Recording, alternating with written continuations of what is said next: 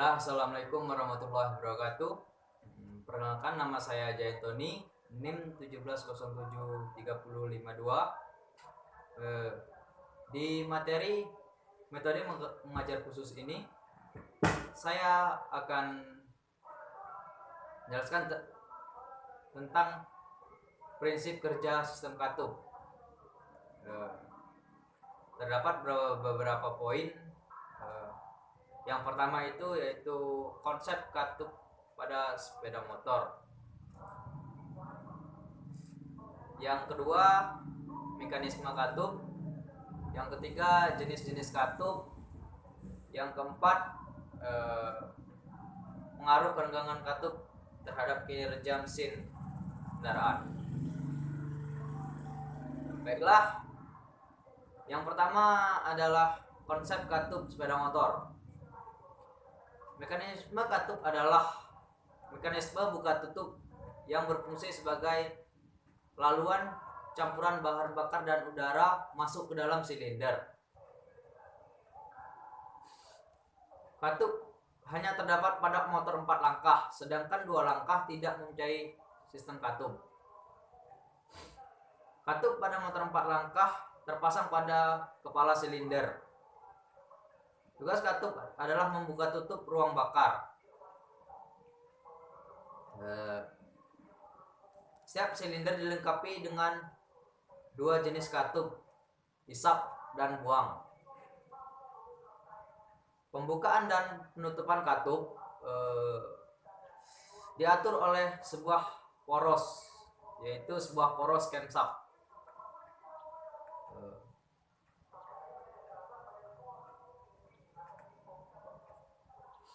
Yang selanjutnya adalah mekanisme katup.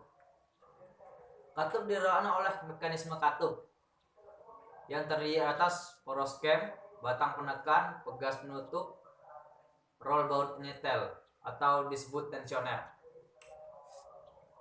Mekanisme katup berfungsi untuk membuka dan menutup hubungan saluran masuk ke ruang bakar dan ruang bakar ke saluran buang.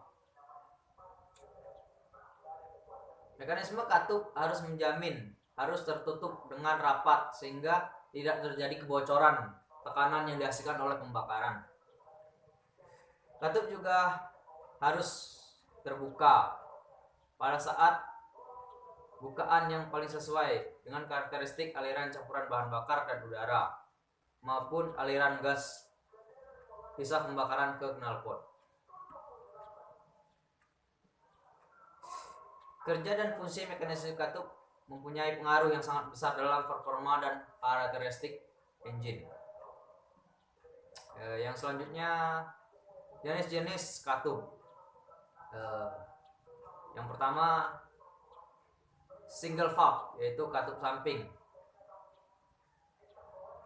Dengan posisi katup yang ada di samping, kondisi ruangan bakar bisa menjadi lebih besar dan dikarenakan struktur yang dicanangkan diatur jenis untuk digunakan bagi yang membutuhkan kriteria mesin yang mainannya diperuntukkan putaran rendah dan membutuhkan sebuah kestabilan, bukanlah performa.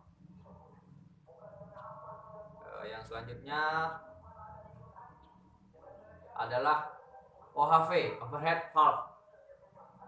Untuk mesin OHV ini, posisi katup sudah berada di atas piston.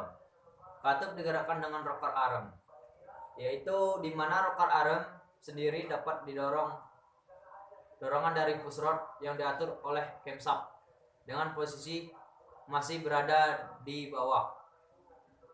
Mesin jenis ini biasa digunakan pada kendaraan kapasitas kecil seperti Honda GC, Honda 70 dan lain-lain. Yang ketiga, SOHC, yaitu single overhead camshaft.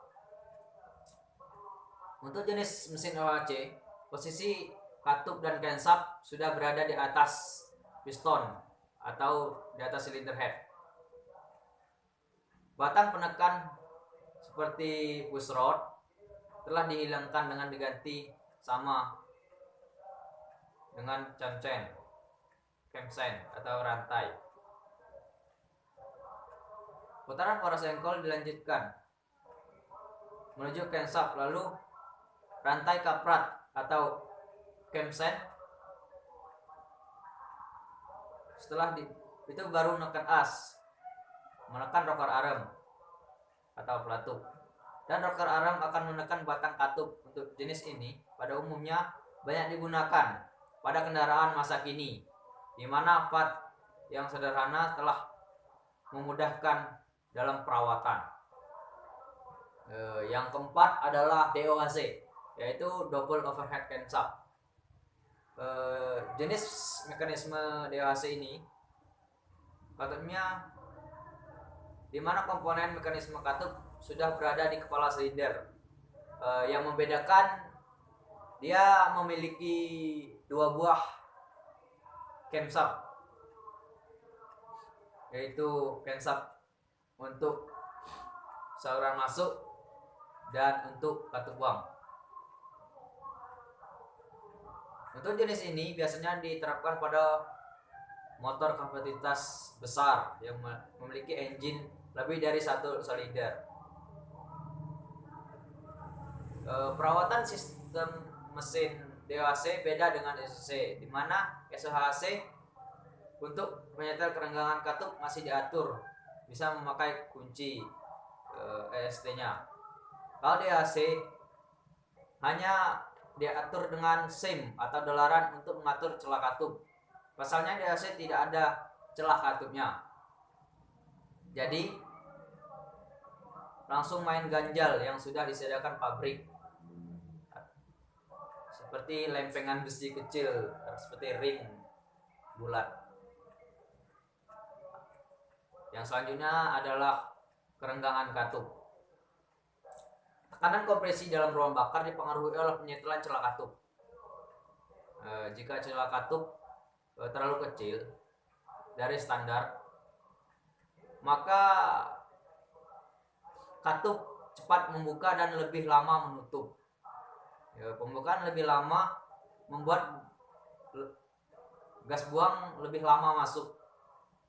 Akibatnya bensin menjadi boros, dan keterlambatan katup menutup akan membocorkan tekanan kompresi yang dilakukan oleh piston di dalam silinder.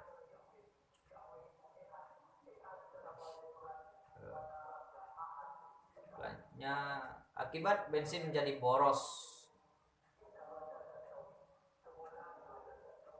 Katup yang belum menutup, seharusnya pada saat itu katup harus menutup rapat, dan akibatnya tenaga menjadi kurang.